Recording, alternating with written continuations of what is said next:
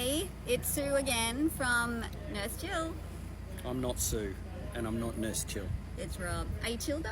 I'm chill. Yeah, good. Well, why couldn't you be? I know. Look, we're in a beautiful part of the world. We are. We're sitting on the water at a boat harbour. We are. This is where Rob works. I've come to check out where he works today and do a few TikToks for you guys. So we were going to talk about... I got a bit of a shock actually. Did you? Yeah. Like, sort of shock or... I got a good shock because it's beautiful here. Yes. But it did get me thinking, you know, when someone's in shock, maybe we should talk about that. What does it mean? What is shock? Like, I got a shock, but that's, you know, just a little different bit of a surprise. Kind of shock. Yeah. So what is shock? It's such a simple concept that has a really convoluted, complicated definition. But if I could simplify it as the feeling that you get when there's a big noisy machine behind you. Yeah, sorry about that. I hope you can't hear it. We might just have to wait for it to finish its thing and start again. Noise is gone. Sorry, we had to stop and start again. So over to you. Let's talk about shock. That was a shock. Okay, so shock is...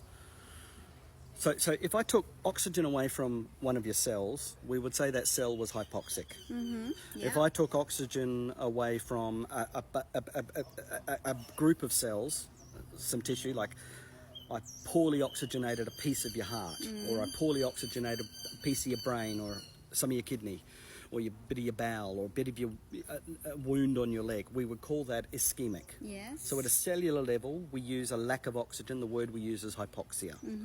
At a tissue level, the word we use is ischemic. I mean, that's fascinating. And Just then, how you explain that. But what about if I didn't have enough oxygen to all tissues? Like, let's say your brain didn't have enough oxygen, your heart, your lungs, your kidneys, every tissue in your body was hypoperfused. That's called shock. So shock is global cellular hypoxia. Right. There's a 3-word answer. Global cellular hypoxia. So when the next nursing student says to you on clinical placement, we've just learned about shock, I'm in 3rd year, we've just learned about shock, but I have difficulty getting my head around of what is it? The simple answer to the question is it's global cellular hypoxia. Right. So now when we start to think about the symptoms of shock, you think, well, if the brain's not getting enough oxygen, I should expect, therefore, my patient will have an altered level of consciousness.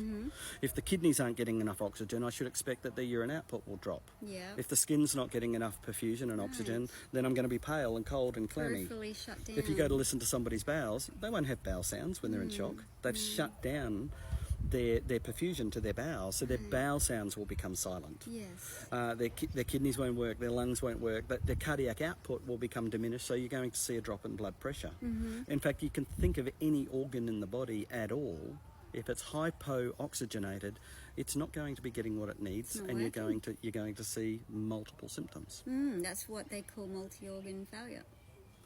It certainly leads to multi-organ failure. So if there's one thing we must remember about shock, isn't that is it's defined as global cellular hypoxia.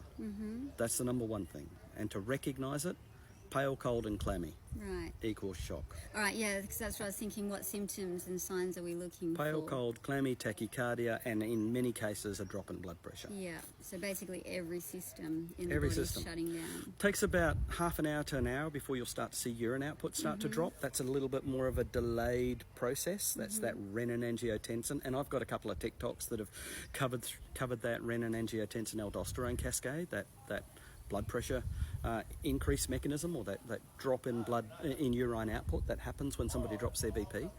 But that whole process is an integrated part of the compensation that we go through when we have shock. Yeah. Fundamentally, how do you recognise shock as in your patient, Sue? Well, I'd be looking at their skin colour. Skin colour. Work of breathing. GCS. Pale, cold, clammy equals shock. Yeah. So respiratory rate's going to elevate in a patient in shock, because if you go into shock, your body's making lactate. And if you're making lactate, CO2. Well, it's not the CO2, it's the acid, isn't it? Right. I know CO2 causes acid, but it's not the CO2 that's causing someone to become acidotic in shock, it's a lactate rise. Yeah. So the only way we can compensate is to ventilate faster, to blow off more carbon dioxide, to try and get rid of as much of the only acid we can by breathing, and that is increasing ventilation. So you're going to always see somebody in shock have a rapid respiratory rate. Okay, and then what are you going to do? Well, a whole lot of stuff. patients have global cellular hypoxia, so oxygen has to play a part there, doesn't it? So we're going to throw some oxygen onto the patient, and depending on the type of shock that they've got, if it's a shock that's caused from a lack of volume, it would be reasonable to volume replace. If they've lost a large amount of blood, then of course we're going to stop bleeding and replace So blood. you're treating the cause of the shock, Aiming to treat identifying it. the cause. Shock's Yeah. a symptom, remember. It's a syndrome that we see as a consequence of a number of processes that are going on. So Yeah. we want to oxygenate that patient. We want to rest that patient. We absolutely Replace want to fluid consider loss. fluid resuscitating that patient and keeping a really, really close eye on what their lactate's doing, because lactate will rise as the patient's shock deepens. Excellent. We might keep that short today. That's probably 5 minutes of a lot of information you've covered there.